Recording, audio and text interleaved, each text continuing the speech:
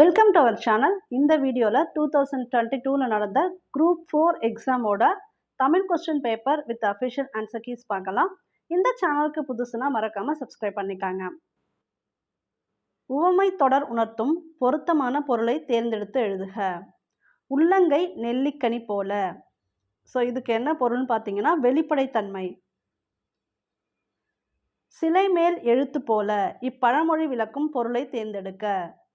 நிலைத்து நிற்கும். ஏன்னா சில மேலே எழுத்து எழுதும்போது அது ரொம்ப நாள் நிலைத்து நிற்கும். அதனால் இதுக்கு சரியான ஆன்சர் பார்த்தீங்கன்னா நிலைத்து நிற்கும்.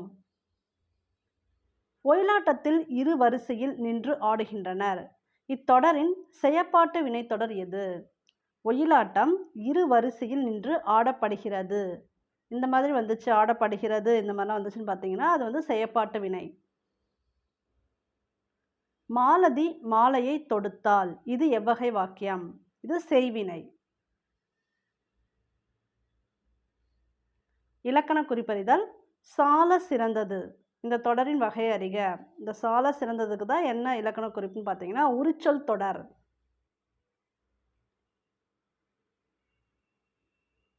பெயர் சொற்களை பொறுத்துக. மல்லிகை பொருள் பெயர், பள்ளி இடப்பெயர், கிளை சினைப்பெயர், இனிமை பண்பு பெயர்.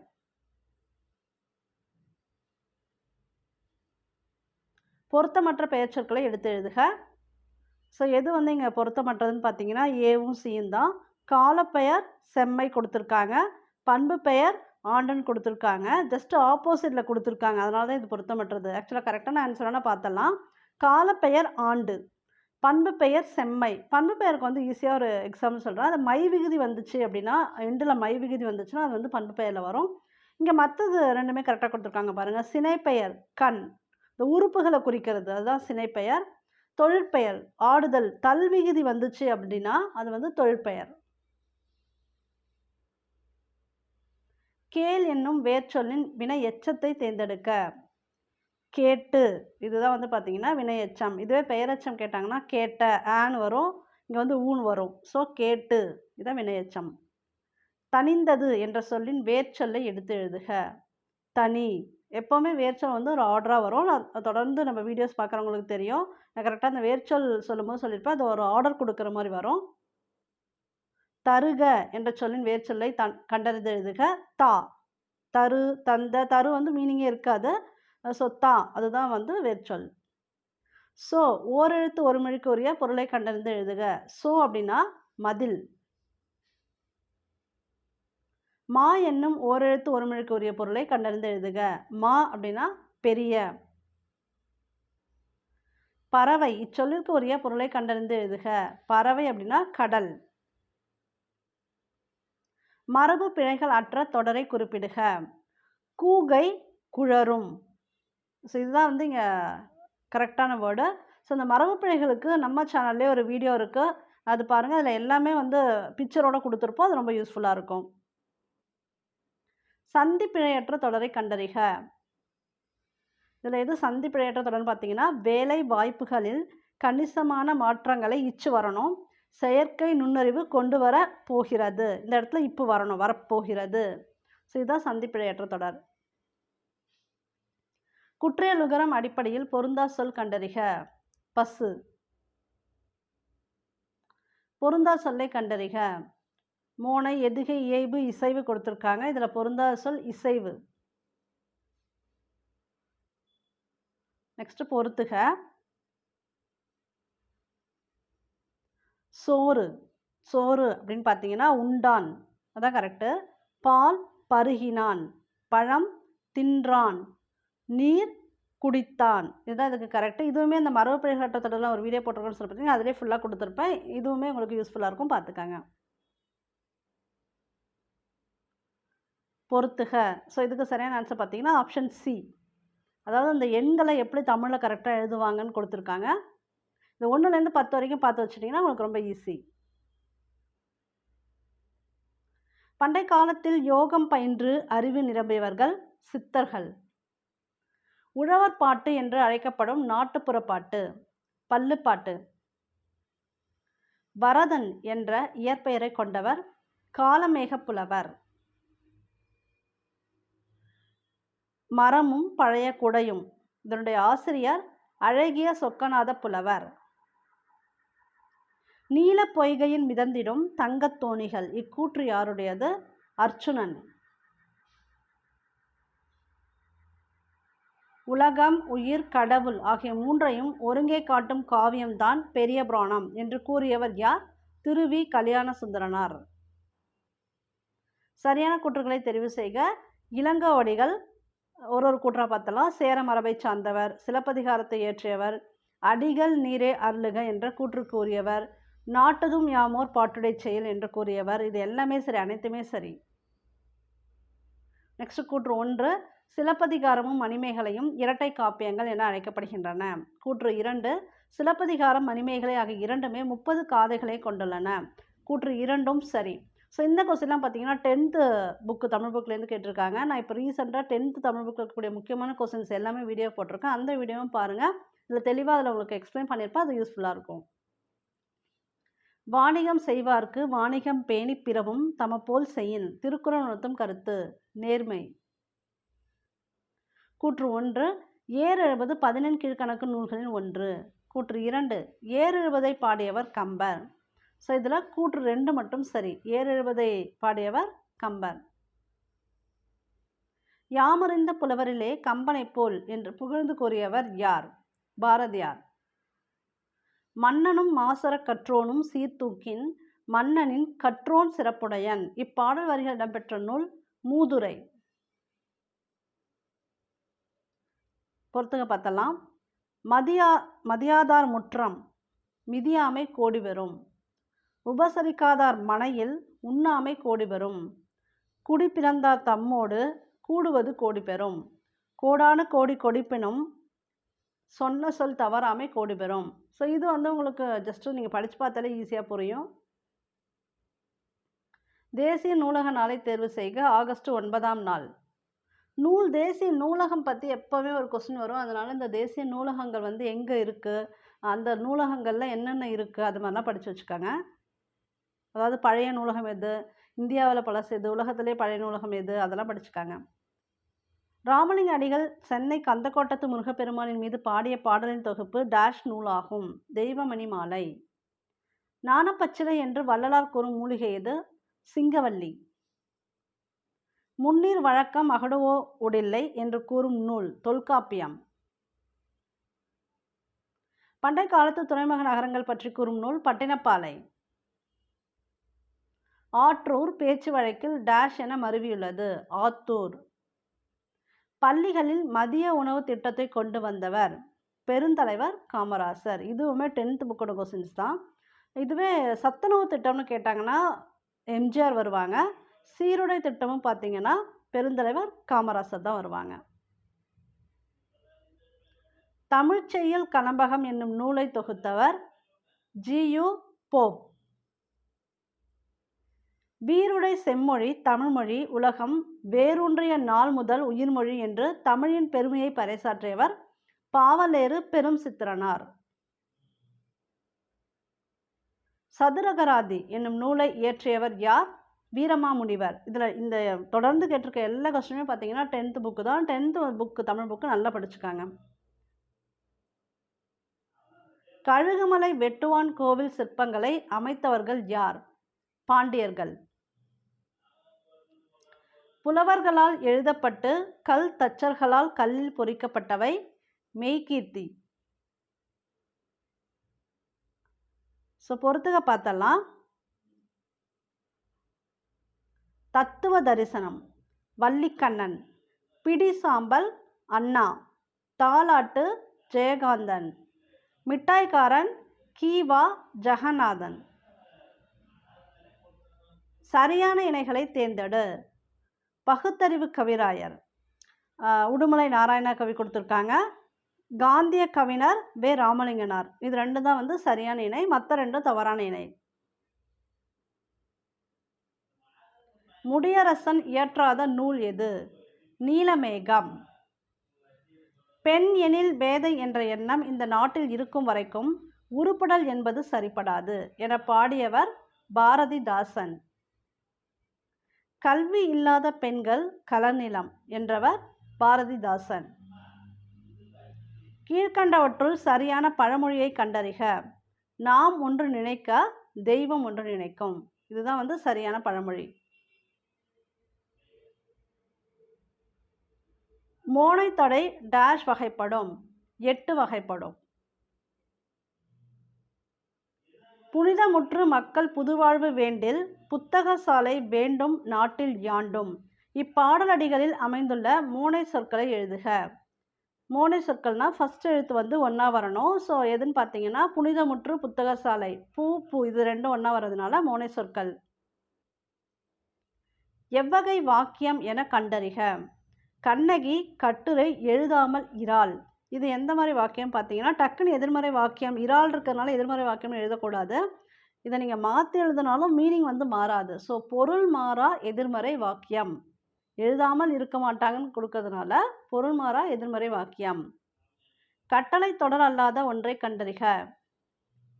கூடு கட்டு, அண்ணனோட போ, தமிழ் படி இதெல்லாம் வந்து ஒரு ஆர்டர் கொடுக்குற மாதிரி இருக்குது. கட்டளைனா ஆர்டர் கொடுக்கறது. அரசு ஆணை பிறப்பித்தது அப்படிங்கிறது வந்து இங்கே ஆர்டர் கொடுக்கறது கிடையாது. ஸோ இதுதான் வந்து கட்டளை தொடர் அல்லாத ஒன்று. விடைக்கேற்ற வினாவை தேர்ந்தெடுக்க. 5 மாடுகள் மேய்ந்தன. இப்போ நம்பர் கொடுத்துருக்கிறதுனால எப்படி கேட்கணும்னா எத்தனை மாடுகள் மேய்ந்தன அப்படி தான் கேட்கணும். விடைக்கேற்ற வினாவை தேர்ந்தெடுக்க. இங்கு நகர பேருந்து நிற்கும். ஸோ இப்போ நம்ம எப்படி கேட்போம்னா இங்கே நிற்குமா அப்படி தான் கேட்போம். ஸோ இங்கு நகர பேருந்து நிற்குமா.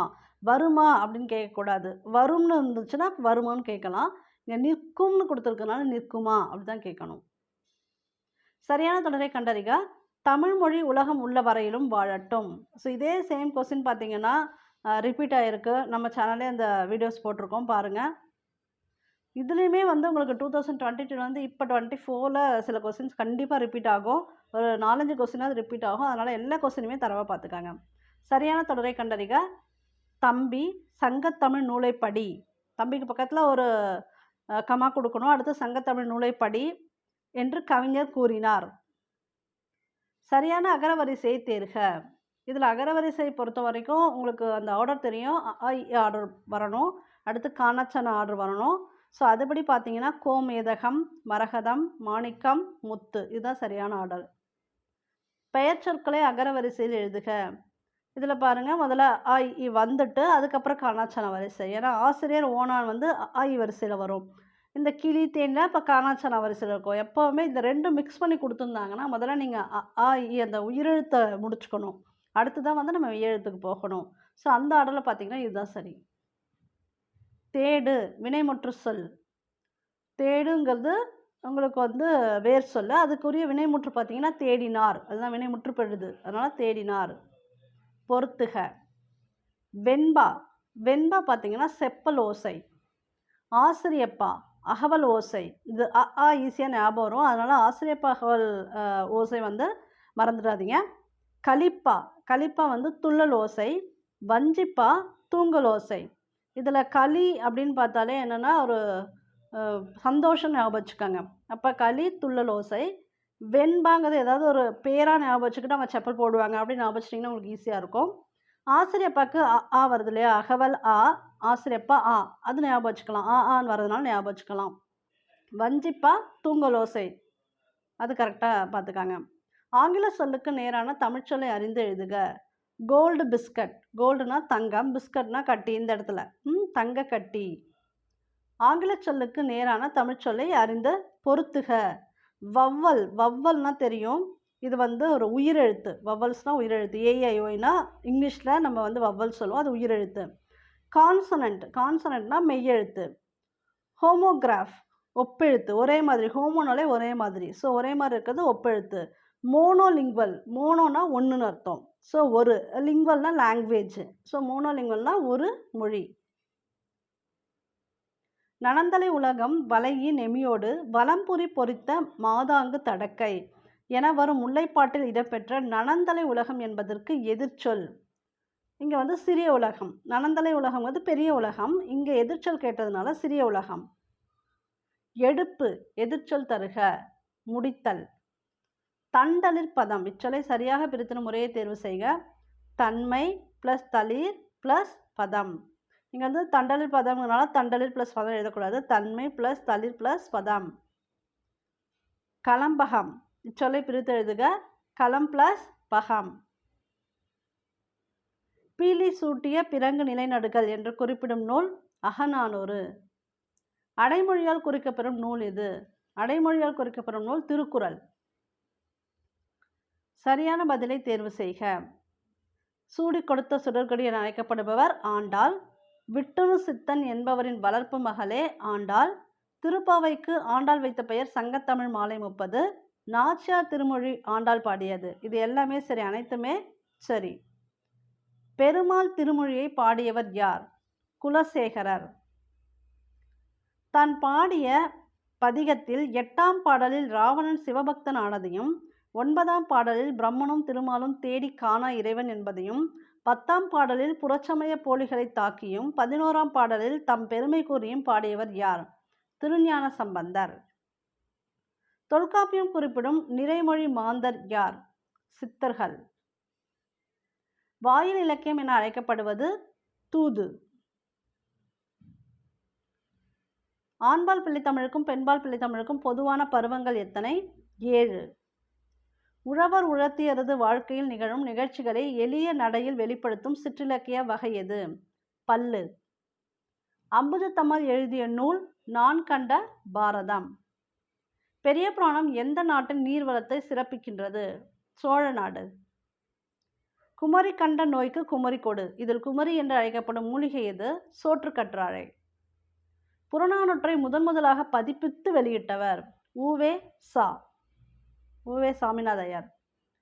3 அடி சிற்றலையும் 6 அடி பேரலையும் கொண்ட அகவற்பாக்களால் ஆன நூல் எது? ஐங்குறுநூறு. இப்போ இந்த ஐங்குறுநூறுக்கு சிற்றலை பேரலை கொடுத்துருக்காங்க இல்லையா, அது மாதிரி குறுந்தொகை, அகநானூறு, நற்றிணைக்கெல்லாம் உண்டு. ஸோ அதெல்லாம் என்னன்னு பார்த்து வச்சுக்காங்க. சரியான இணையை தேர்வு செய்க. இதில் சரியான இணை பார்த்தலாம் சி மற்றும் டி. சி வந்து விசும்பு. விசும்புனா வானம். மதியம் அப்படின்னா நிலவு. பொருத்தமான விடையை தருக. சிறுபஞ்ச மூலம். சிறுபஞ்ச மூலம் அற இலக்கியம். குடும்ப விளக்கு தற்கால இலக்கியம். சீவக சிந்தாமணி காப்பிய இலக்கியம். ஏன்னா 50 காப்பியங்களில் வரும் சீவக சிந்தாமணி, சிலப்பதிகாரம்லாம், அதனால அது காப்பிய இலக்கியம். குறுந்தொகை பார்த்தீங்கன்னா சங்க இலக்கியம். சங்க காலத்தில் ஏற்றப்பட்டது குறுந்தொகை, சங்க இலக்கியம். இணையில்லை முப்பாலுக்கு இனிலத்தே என பாடியவர் யார்? பாரதிதாசன். திருக்குறள் முதலில் அச்சிடப்பட்ட ஆண்டு 1812. திருக்குறள் பற்றிய கொஸ்டின் வந்து அடிக்கடி உங்களுக்கு ரிப்பீட் ஆகும். அதாவது ஃபஸ்ட்டு யார் உரை எழுதினாங்க, அப்புறம் எத்தனை உரை எழுதியிருக்கு, எத்தனை பேர் உரை எழுதியிருக்காங்க, அதில் ரிப்பீட் ஆகிற டேர்ம் எது, வேர்டு எது, வராத டேர்ம் எது, நம்பர் எந்த நம்பர் அடிக்கடி வரும், இல்லாத நம்பர் எது, இது எல்லாமே வந்து பார்த்து வச்சுக்காங்க. திருமணம் செல்வ கேசவராயரால் தமிழுக்கு கதியாவார் இருவர் என்று குறிப்பிடப்படுபவர்கள் யார் யார்? கம்பர், திருவள்ளுவர். 8ஆம் வகுப்பு வரை படித்த இளம் பெண்களுக்கான திருமண உதவித்தொகை யாருடைய பெயரில் தமிழக அரசால் வழங்கப்படுகிறது? மூவலூர் ராமமிர்தம். ஸோ இப்போ வந்து இந்த கான்செப்ட் மாறிடுச்சு. இப்போ வந்து இளம் கல்விக்காக கொடுக்குறாங்க இல்லையா, காலேஜ் போகிறதுக்காக 1000 rupees கொடுக்குறாங்க இல்லையா, அதுதான் இவங்களோட திருமண உதவித்தொகையை தான் இப்போ மாற்றிட்டாங்க. ஆங்கிலேயரை எதிர்த்து போர் செய்த வேலு நாச்சியார் பிறந்த ஆண்டு எது? கிபி 1730. தொல்காப்பியர் கூறும் உயிர் வகைகளுக்கான அறியும் ஆற்றலை வரிசைப்படுத்துக. உற்றறிதல், சுவைத்தல், நுகர்தல், காணல், கேட்டல், பகுத்தறிதல்.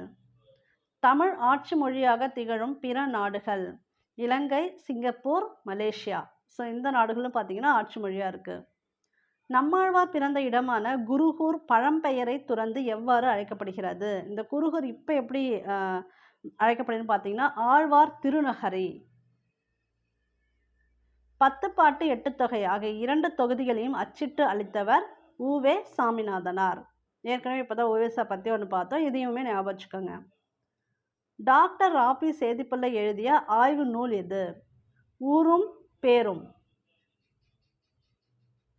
தமிழ் பயிலும் ஆர்வம் மிக்க மாணவர்களுக்கு தம்முடைய இல்லத்திலேயே தமிழ் கற்பித்ததுடன் அவர்களை இயற்றமிழ் மாணவர் எனவும் பெயரிட்டு அழைத்தவர் பருதிமார் கலைஞர்.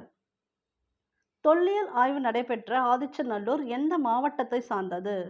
தூத்துக்குடி மாவட்டம். ஈவேராவுக்கு பெரியார் என்னும் பட்டமும், அதாவது ஈவேரா அப்படிங்கிறது ஈவே ராமசாமி. பெரியாரோட ஃபுல் நேம் பார்த்தீங்கன்னா ஈவே ராமசாமி தான். ஸோ அவங்களுக்கு ஒருத்தவங்க பெரியார்னு பட்டம் வழங்கியிருப்பாங்க. தெற்கு ஆசியாவின் சாக்ரட்டிஸ் என்ற பட்டமும் எங்கு எப்போது வழங்கப்பட்டது? 1938 நவம்பர் 13 சென்னை, 27/6/1970 யுனெஸ்கோ மன்றத்தில் தான் அவருக்கு பெரியார்ங்கிற பட்டம், தெற்கு ஆசியாவின் சாக்ரட்டிஸ் அப்படிங்கிற பட்டமும் வழங்கியிருக்காங்க.